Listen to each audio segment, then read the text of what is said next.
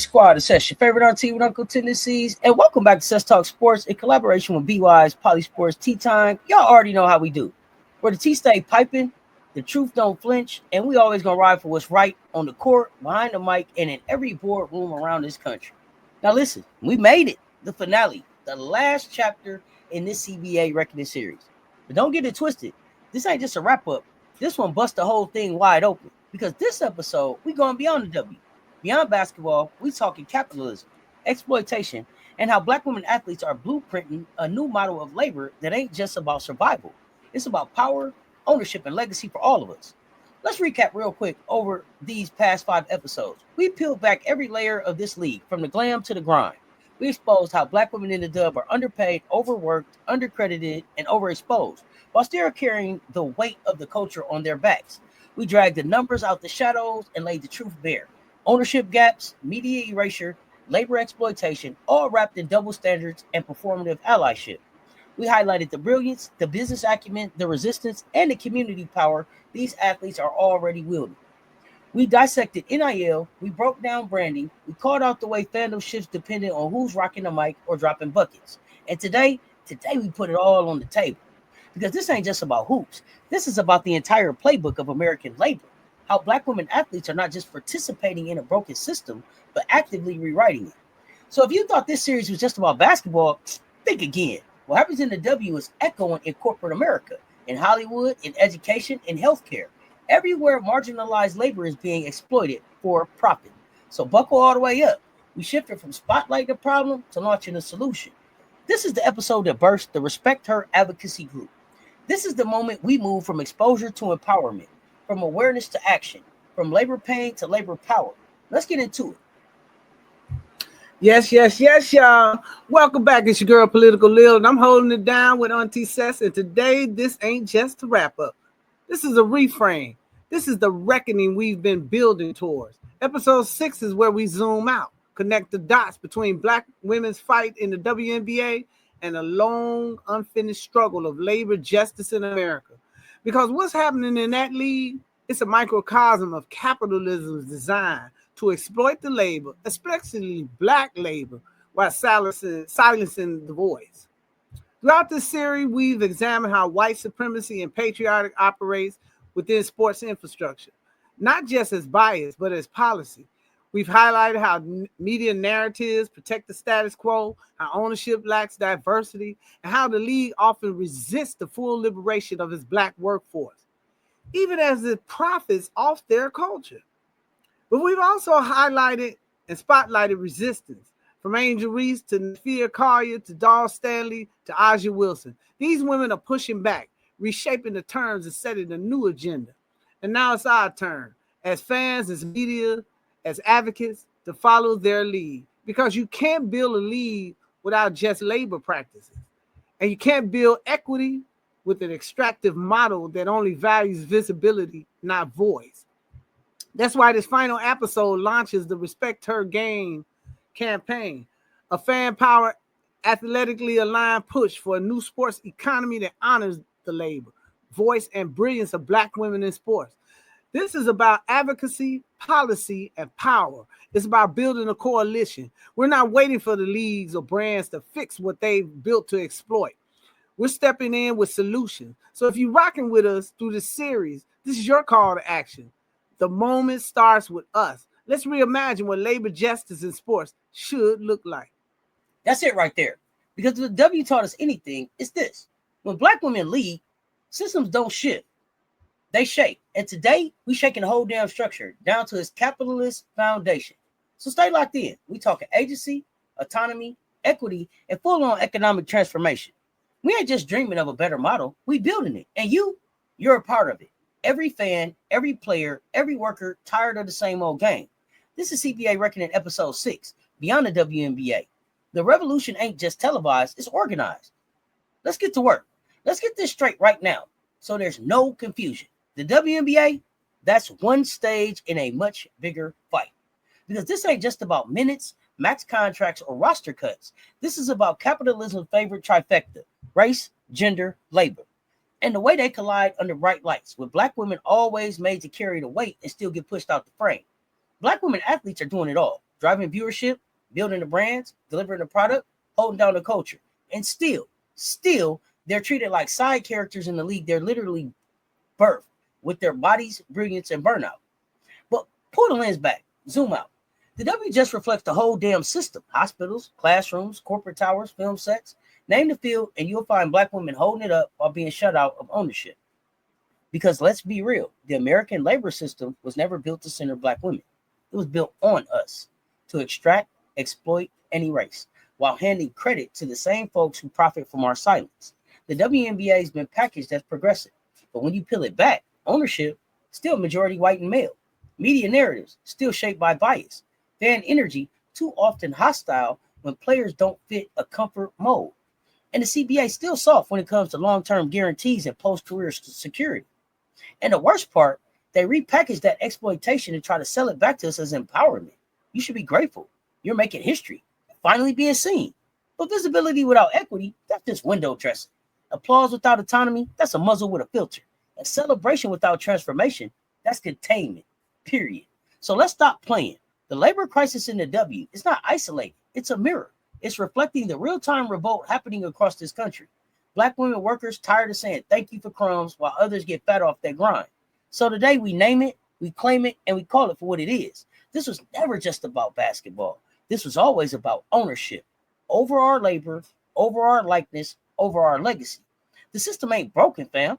It's working exactly how it was designed to work, against us. So what do? We don't fix it. We build something new from the ground up. And this time we own the damn blueprint. Who said it? Make it plain. And let's sit with that for a second, because the illusion of progress in women's sports is a dangerous thing. They'll parade a few sponsorships, showcase one rising star, and act like the system is working. But behind the scenes, you got players fighting for basic rights, maternity protection, livable wages, all-season income, and safe working conditions. The labor is modern, but the policies, they still feel like 1955. The WNBA is supposed to be a blueprint, right? The league that centers equity. But ask yourself, equity for who? When players like Nafia Kaya have to build a whole new league just to make a livable wage, that tells you something about the state of labor in women's sports. When your biggest stars have to fight for coverage, representation, and respect while still performing at elite levels, that's not equity. That's exploitation, right? Wrapped in marketing language. And look, this ain't just a sports issue. It's an American problem. Teachers, nurses, gig workers, service industry folks everywhere are watching these same dynamics play out. Undervalued labor, gatekeeping leadership, and media that blames the worker for the conditions they were forced into. The fight in the W is part of a broader labor rebellion, one where people are tired of being disposable in a system they keep afloat. So no, this ain't never just about basketball. This is about a model of power that's cracking. And black women in sports, they're not just athletes. They're organizers, disruptors, visionaries. The fight for a fair CBA is part of a much bigger movement, one where fans, players, and workers of all kinds are saying enough is enough. The game might be played on the hardwood, but the stakes, they're generational. If capitalism had a playbook, page 1 would say, extract from black labor, export black culture, erase black leadership. That's the formula. And we've seen it run across every industry, from music to medicine, from sports to tech. And the WNBA, it's just the most visible version of what's happening behind closed doors across this country. You've got black women putting in elite labor under public scrutiny, producing culture at a premium, only to get cut out of it when it's time to divvy up the power and the profits. We call it out in sports, but this is a nationwide labor mirror. Black nurses during COVID, underpaid and overworked. Black teachers expected to fix broken schools without resources or support. Black creators bringing flavor to the media campaign, but being replaced when white folks start copying that style. It's a cycle. Hire us for the culture, discard us for the compliance. And when we speak up, they say we're angry, ungrateful, or too much. That sound familiar? The WNBA is not some outlier. It's a testing ground. It's where labor gets commodified and televised. It's where you see how far a system will go to control labor while selling empowerment. Players speak out, they're labeled as divisive. Fans call it out, they're told to shut up and just support the game. But what they really mean is stay quiet and keep spinning. That's capitalism with a jersey on. So when we talk about the CBA, we're not just talking sports policy, we're talking labor law, economic models, and culture as currency. We're talking about a system that's happy to put a black woman on a poster just as long as she doesn't ask for ownership on the back end. Lil didn't just break it down, she exposed the blueprint. Because this ain't just about what happens between four lines on a hardwood floor. The W is a masterclass in American labor exploitation. It shows you exactly what happens when black women are the engine, but not the owners. They bring the culture, the consistency, the community, and still get left negotiating for basics. Not perks, not extras, basic protections. In a league they've carried since day one. That's not just a WNBA issue, that's a capitalist contradiction, and it shows up everywhere. The second these women ask for more than praise, the system tightens up like clockwork. You push for ownership, you divisive. You want an off season that doesn't break your body, you greedy. You start talking wealth and leadership, now you a problem. This country knows how to use black women to build empires, then block them from equity. We've seen it in every industry over and over. But here's what's different. These players ain't asking, they're demanding. Not just better contracts, but a better contract with the culture. One that says, if we are the product, then we deserve equity in the production. Period. In the money, in the meetings, in the legacy. What's happening in the W, it's not a one-off, it's a model, a preview, warning shot. These athletes are laying the foundation for a future where labor isn't just seen, it's leading, calling the plays, owning the table it was once denied a seat at. And the rest of us, we better pay attention because this is how change moves, through strategy, through ownership, and through unapologetic refusal to be exploited. Stick around. Coming up next, we dig into how these women are flipping power on their terms. Athlete-led leagues, black-owned media, brand building, and boardroom takeovers. This ain't reform, this is revolution. Let's move. No matter the sport, the pattern stays the same because the system stays the same. But now the players are rewriting the playbook. Look at the NWSL. Years of unchecked abuse and salary inequity finally exploded into public view. Players aren't just fighting for better contracts. They were demanding structural reform, holding coaches, owners, and entire systems accountable. That's not just bravery, that's blueprint work. In the NCAA, we're watching a new generation of black athletes navigate the mess of NIL. And let's be real, while NIL looks like freedom, it's still operating under a plantation model. Universities rake in billions. Players make the magic, but only a select few get to see a dime. Most still have no control over how their image is used, no seat at the table, no say in the system. And when they speak up, the media rushes in to protect the institution, not the athlete. Across the pond, it's the same game. Global soccer sees black players like Vinicius Junior in Spain and Marcus Rashford in the UK face racial abuse week after week, not just from fans, but from deeply entrenched systems that enable the violence. These players are stars on the field, but targets in real life. And even with billions in the sport, the power rarely rests with the players who built its global appeal. So yes, there are different leagues, different sports, different flags. But the through line is crystal clear. Marginalized athletes are the product, but they're rarely given power. That's why what we're seeing in the WNBA isn't isolated. It's part of a growing global movement where players are no longer just performers. They're architects. They're rewriting contracts, building media platforms, creating alternative leagues, and saying this time we own it. You better talk that talk, Lil. Pop your ish. And for anybody still sitting on the sideline thinking this is just sports drama, you're already behind. Because what these athletes are doing, this is organizing. This is labor with a game plan. They ain't just reacting to injustice. They're preempting it, rebuilding from the inside, creating structures that don't need permission, just participation. Look at the NWSL. They didn't sit around waiting on the league to grow a conscience. The players forced the issue. They blew the whistle. They cleared the dead weight. Coaches, owners, execs, they rewrote the CBA. That's not reform. That's labor in motion. And NIL, that ain't just a payout. That's the front line of generational wealth. You got players like Angel Reese and Flau'jae Johnson flipping the whole model, not just securing a bag, but building family businesses, branding their stories, and challenging every lie told about what Black women can do with visibility and power. But let's be real. For every player with $1 million NIL deal, there's 100 more being exploited, trapped in contracts to sell opportunity but deliver exposure without equity. And we'd be lying if we didn't say race, gender, and class decide who's marketable and who gets left behind.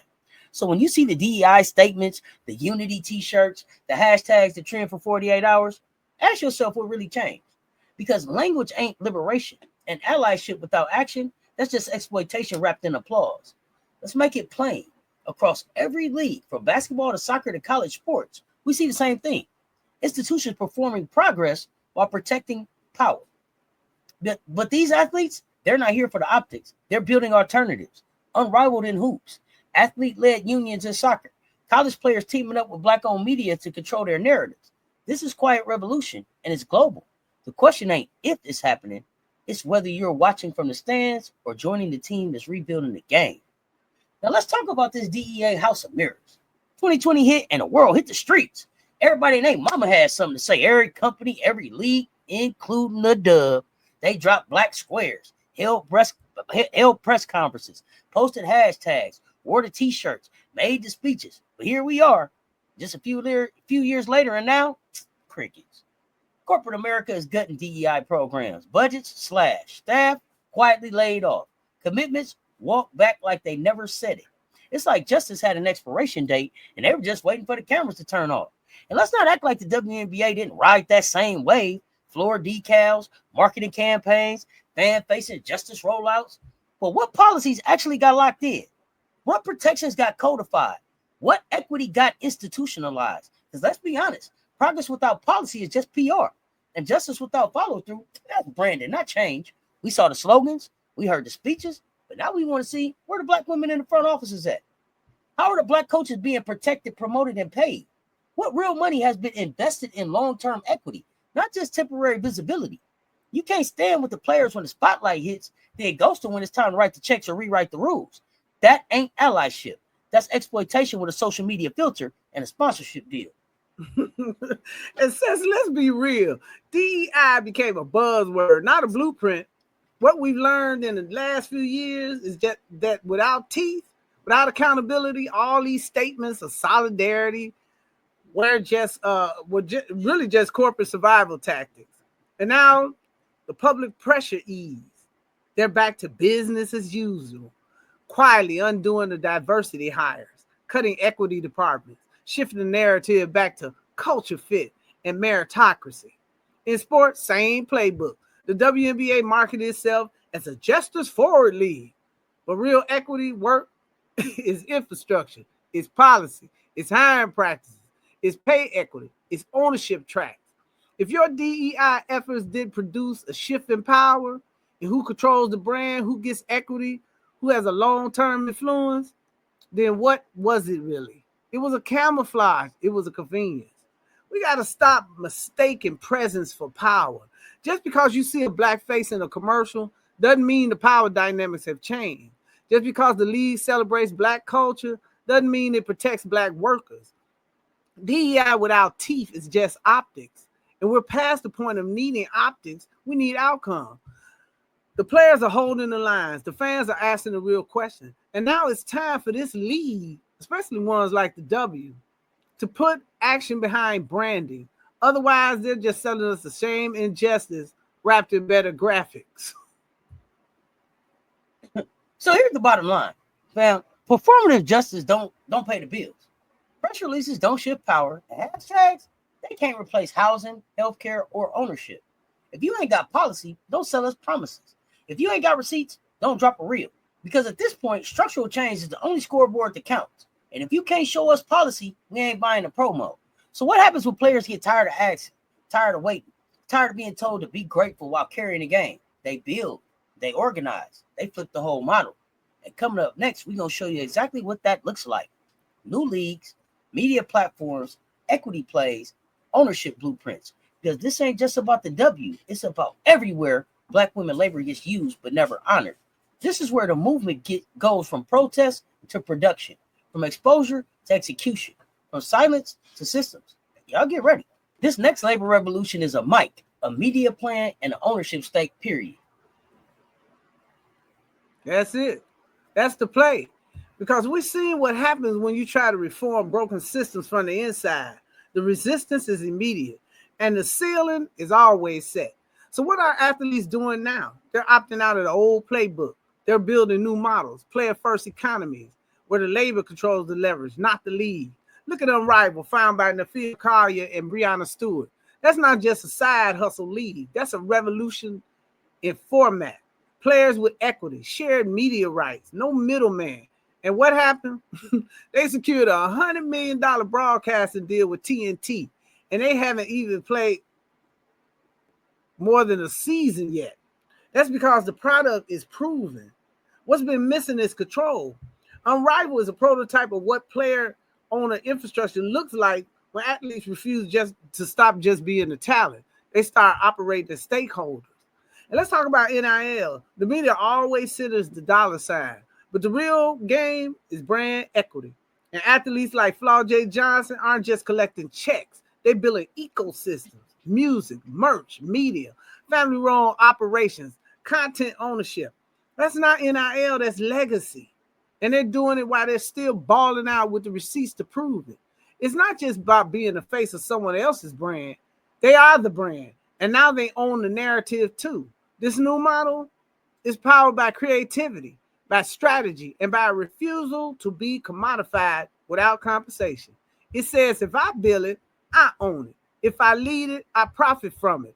If I show up, I shape the terms. This is the future of sports labor, and Black women are leading the charge. Let's be crystal clear. What's happening right now is historic. This is the shift, and if you're not catching it, you're already behind. For the first time in modern sports history, Black women athletes aren't just signing deals. They're designing economies built around their brilliance, engineered by their vision on their terms. And let's dead this equal pay combo for a sec. Because this ain't about catching up. This is about cashing in. This is about wealth creation. This is about land, legacy, and leverage. This is about saying, I'm not just a player, I'm a founder. I'm a media company. I'm the cultural institution you tried to keep out the boardroom. And no, we're not asking permission. That Mike Lil talked about, that's narrative control. That media plan, that's direct-to-fan power. No filter, no middleman, no corporate spin. And that ownership stake, that's the line between being paid today and owning equity for the next 30 years. You see it in Asia Wilson on the cover of the Wall Street Journal, talking business, not just basketball. You see it in Coach Don Staley rocking Balenciaga while closing deals with Under Armour. That ain't just fashion. That's not just flash. That's capital being repositioned. That's culture turned currency. That's narrative turned into net worth. The old model, we'll celebrate you. Just don't try to own anything. The new model, we are the celebration. And we're taking equity on the back end too. And now it's our move, fam. Because if we love the culture, we got to protect the labor. That means supporting player-owned leagues like Unrivaled, following athlete-led media, not corporate outlets rebranded resistance, putting our dollars and data behind platforms that center player agency, not extracted. Because that ain't just about NIL or one new league. This is a whole new economy, one where sports ain't the final destination, it's the gateway. Gateway to ownership, gateway to land, gateway to legacy, gateway to freedom. The girls ain't playing with these systems no more. They're tearing them down and rebuilding them from scratch. And best believe, Cess Talk Sports and BY's Poly Sports is here for every step of that blueprint. This is what the CBA Reckoning was all about, y'all. Not just better contracts, but new contracts, new rules, new relationships between labor and capital. And we're not waiting for the league to lead it. The blueprint is already in motion. Let's keep it all the way real. If fans stay silent, justice stays stalled. If the media don't move, then the system don't either. Everybody's in this because the players, they've been leading. But this movement, it needs backup. It needs us.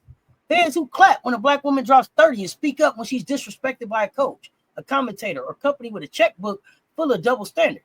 We need fans who don't just pull up for the shine, but hold the line when the system starts deleting the very women who built the foundation. So what does real support look like? Boycott harmful franchises. If your dollars fund systems that harm Black women, pull them. That's power. Refuse to reward disrespect. Don't give clicks, streams, or engagements to brands and teams that uphold racism, sexism, or silence. Amplify athlete-owned media. Follow it, share it, put it in front and center on your timeline. Demand coverage equity. Black women deserve to be on the court, behind the mic, in the boardroom, and on the damn marquee. Because here's the truth. Fandom is power. It's data. It's trend lines. It's buying power. It's economics. These networks, these brands, they're watching. They know exactly who's going viral and who's been strategically silenced. So let's flip that script. Let's make equity trend. Let's pressure the platforms. Let's reward the voices that center justice, joy, and Black brilliance. Don't just be a fan, be a force for culture, a force for equity, a force for future-proofing this game. Because this ain't just about watching history, it's about making. Who said y'all at a fan game plan? Now let's talk to the folks holding the mic and the pen, media. Your hands ain't clean, and you know it. Every time you recycle the angry Black women trope, every time you erase a Black woman's stat to hype up a white narrative, every time you minimize brilliance to create false rivalries, you're not just reporting, you're reinforcing the system. So here's the call. Stop recycling anti-Black narrative. Hire more Black women, not just as diversity tokens, but as producers, writers, editors, execs. Let them shape the coverage, fund their platforms. And if you're in the room and you hear a bias slip, say something, challenge it. You can't center equity from the sidelines. If you shape stories, you shape systems. So be responsible with that power. And to the policymakers, we see you too. You want to show up in the Black community during campaign season. Then show up when Black athletes, not show up when Black athletes are exploited, underpaid, and sidelined. We need legislation that protects athletic workers, paternity protections, pay transparency, fair contracts. We need action against corporate discrimination, because athletes can't speak without retaliation. The law isn't doing its job. So yeah, everyone's got a lane, fans, media, lawmakers. This isn't just about watching the game. It's about protecting the people who make the game what it is. Everybody eating off this game. Angel, Dawn, Asia, man, they feeding families. But not everybody's been fed. That changes now. We marched, we mourn, we watch athletes put it all on the line. And now it's time for every corner of this ecosystem to move with purpose. This ain't a spectator moment. This is a stand-up moment. Next up, we will put it all together with the birth of the Respect Her Advocacy Group, a community-centered movement to fight for policy, player equity, and Black women's power in sports. We're done watching the game from the outside now. We're building a new one. Because this ain't no highlight reel moment. This ain't just something to tweet about. This is the stand-up moment. This is the step-in moment. This is the build moment. If you claim to love this game, prove it by protecting the labor.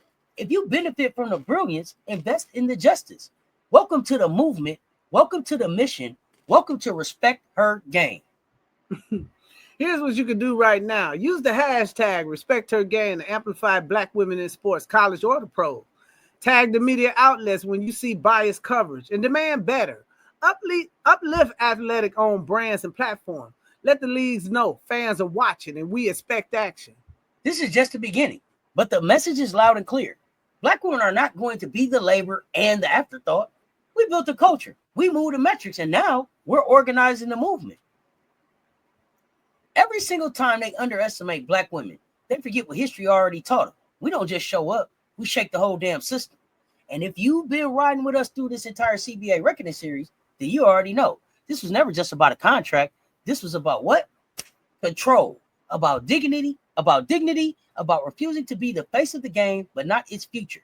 From ownership to labor law, from NIL to narrative power, from media distortion to DEI deception.